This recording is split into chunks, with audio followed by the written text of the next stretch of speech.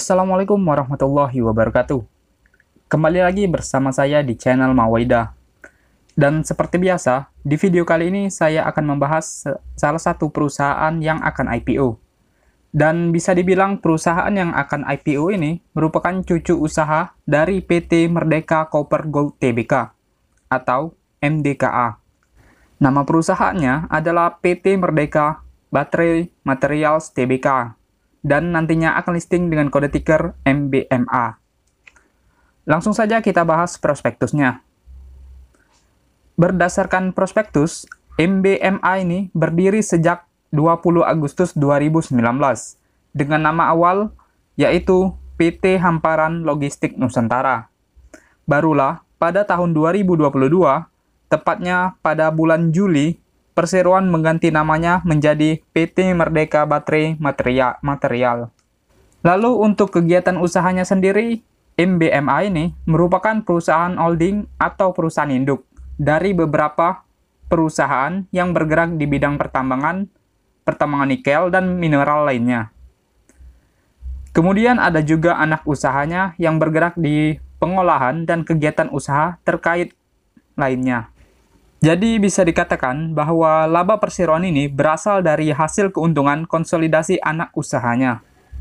Dan keunggulan lainnya dari MBMA ini yaitu memiliki salah satu sumber daya terbesar di dunia dalam hal kandungan nikel di tambang yang terletak di Kabupaten Konawe, Sulawesi Tenggara. Selanjutnya informasi mengenai IPO-nya. Jumlah saham yang ditawarkan perseroan pada IPO kali ini lumayan banyak, yaitu sebanyak 110 juta lot saham, atau setara dengan 10,24% dari saham perseroan, yang rencananya akan dijual dengan rentang harga antara Rp780 sampai dengan Rp795 per lembarnya. Sehingga diperkirakan potensi dana yang dapat dihimpun pada IPO kali ini, yaitu sebanyak 8,74 triliun. Artinya, bisa dikatakan bahwa IPO ini merupakan salah satu IPO jumbo di tahun 2023 ini. Dan yang akan bertindak menjadi underwriter dalam IPO kali ini adalah Indo Primer dan Trimegah Sekuritas. Untuk track record-nya, bisa kalian cek sendiri videonya di pojok kanan atas. Karena besar kemungkinan pengaruh underwriter di IPO jumbo itu sangatlah kecil. Bahkan bisa dibilang kurang berpengaruh. Kemudian untuk rencana alokasi dana IPO-nya, mayoritas sebanyak 48% akan digunakan untuk membayar seluruh pokok hutang perseroan.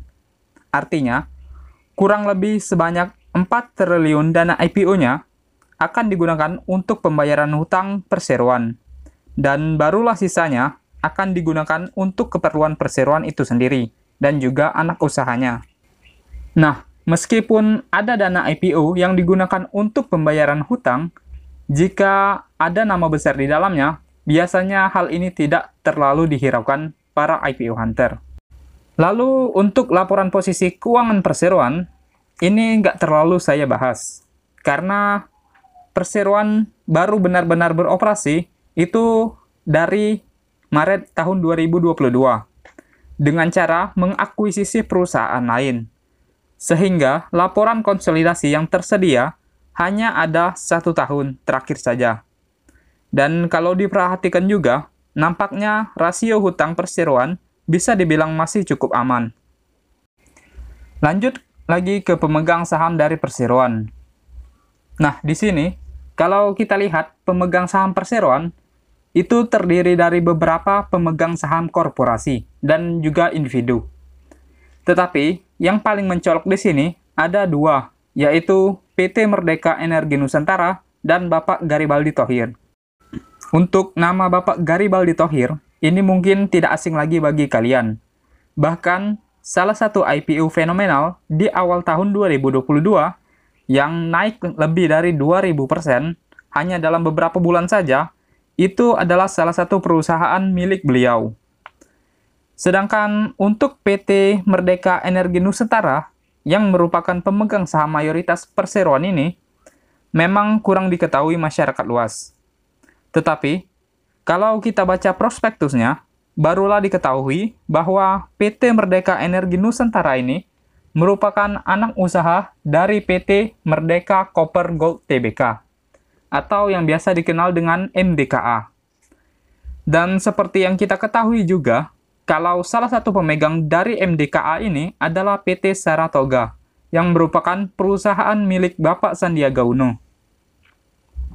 Dengan adanya nama Bapak Garibaldi Thohir dan Bapak Sandiaga Uno saja, kemungkinan besar hal ini sudah menjadi sentimen positif bagi IPO perseroan nantinya. Selanjutnya ke laporan laba rugi perseroan.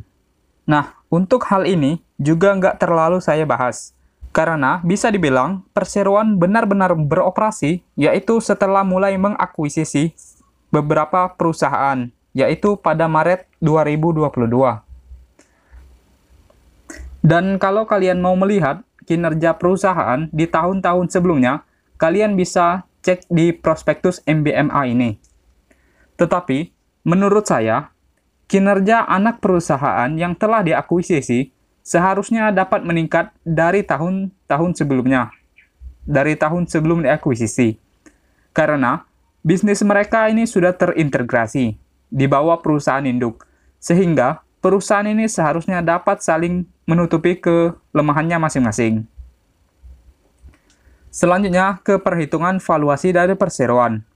Nah, di sini, karena perseroan baru benar-benar beroperasi itu pada tahun 2022, jadi saya hanya hitung 1 tahun saja, yaitu laporan keuangan pada bulan September yang berakhir pada bulan September 2022.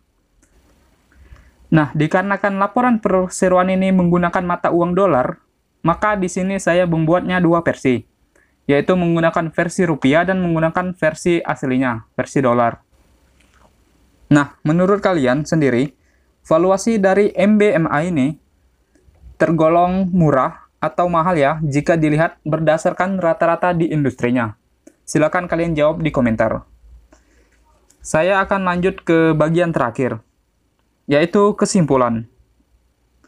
Kesimpulan pertama, menurut saya pribadi, perusahaan ini cukup aman jika kalian berminat untuk investasi di sini. Karena salah satu keunggulannya yaitu memiliki sumber daya terbesar di dunia dalam hal kandungan nikel. Yang mana kita ketahui, hal ini merupakan salah satu bahan baku, bahan strategis dalam pembuatan baterai kendaraan bermotor listrik. Artinya, jika dimanfaatkan secara maksimal, maka tentunya perusahaan dapat menjadi salah satu pemain global di industrinya. Kemudian kesimpulan yang kedua, tentu dengan adanya nama Bapak Garibaldi Thohir dan Bapak Sandiaga Uno di deretan pemegang sahamnya, tentu akan membuat kepercayaan investor meningkat di perusahaan ini. Dan yang terakhir, saya sendiri agak ragu jika saham ini bisa arah di hari pertamanya listing. Dikarenakan dana IPO-nya yang terlalu jumbo dan jumlah lotnya yang lumayan banyak, ditambah lagi kemungkinan hasil penjatahannya nanti juga lumayan banyak, tampaknya agak sulit untuk dikunci arah di hari pertamanya listing. Besar kemungkinan menurut saya akan ditutup di zona hijau. Oke, sekian dari saya. Tetap ingat kalau video ini hanya berupa opini dan pendapat pribadi saya saja, bukan ajakan untuk membeli sahamnya. Terima kasih telah menonton, sampai jumpa di video saya selanjutnya.